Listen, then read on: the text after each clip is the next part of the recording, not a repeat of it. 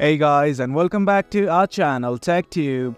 In this tutorial, we are gonna look at how to read Mafia Nanny on Webtoon. Now let us begin. Do note that I have already logged into my account. In case you have not, do it right now. The process is quite easy.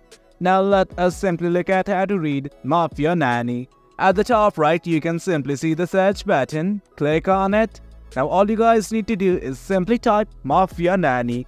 I'm gonna type it right now. And guys, this is it. This is the thing I want to read, so I'm simply gonna click on it.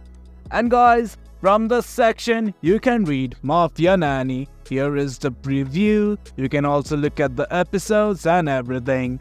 Well guys, that is it. That's how you read Mafia Nanny on Webtoon. As you guys can see, the process is quite easy. Hope you guys found this video informative, and for more content like this, do remember to hit like, share and subscribe. Your support fuels us. Until next time, thank you.